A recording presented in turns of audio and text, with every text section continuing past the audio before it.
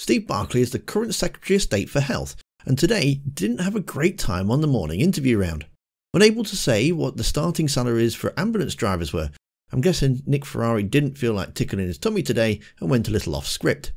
He claims that he can't afford it, yet expect people to take a real terms pay cut. Granted, what they're asking for is a lot at 19%, but that's their starting offer. They expect that to be negotiated down.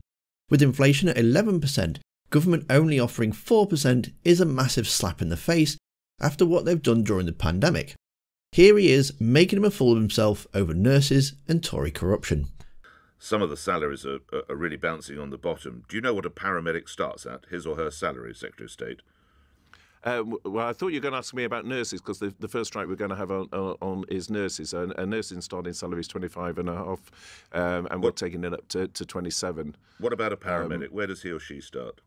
Well, it depends on what band they are. So I don't have that exactly they're to at band me 5, to hand. So if they're at band 5, what would their salary be? Well, a band 5 nurse starts at 25.5, so that was the figure I had in my head this morning coming in. Okay, you're right. They start between £25,655 to £31,534. If you're making that kind of money and you've been offered a well below inflationary pay rise, something like 4.75%, I read, why should you accept a pay cut?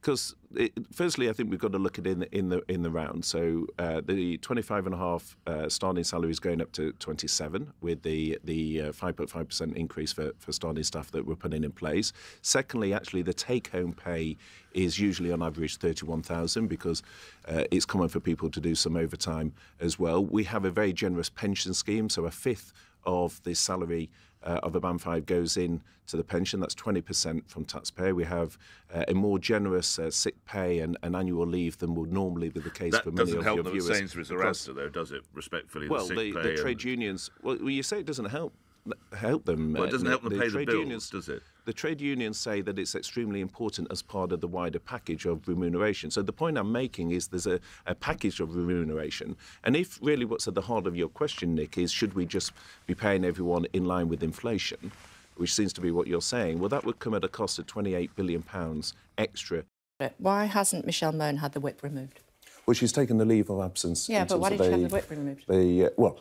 Matters in terms of the whip are always for the chief whip, and that's a long-standing convention. But she's taken the leave of absence from the House of Lords, so she's not able to go to the House of Lords. And it's right that these issues are investigated, and that's what the department is doing, and that's what the House of Lords authorities are doing. Did you have any dealings with her at all during that time? No. Nothing at all? No. Well, I wasn't in the Department of Health. No, but you were in the Treasury. I was in the Treasury, yeah. She didn't approach you? To the best of my knowledge, no, I can't. I'm certain not. She apparently sent threatening emails to ministers and to the Chief Operating Officer of NHS Test and Trace. Is this the first time you're hearing about this when you read about it in The Guardian?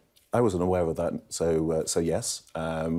Are you happy that somebody who is apparently behaving in this manner can still say that she's a Conservative and represent your party in the House of Lords? Well, my understanding is she's taken the leave of absence. Yeah, of her own volition. Investigated. As I say, there's a very long-standing convention that when it comes to issues of who has the whip or not, we have a chief whip that makes those decisions. Is it because the Prime Minister's not really in charge at the moment? I mean, there's another U-turn last night when it came to the onshore wind farms. What's going on? I think you can see, actually, the fact that the Prime Minister has taken a very strong stand in terms of the priority of getting inflation down, because we all recognise that unless we... It was a U-turn again last night. Well, I think it's important that we listen to colleagues. That is our parliamentary process. It's not always the interviewee that fails an interview. Sometimes the interviewer fails to ask or even follow up with the right questions.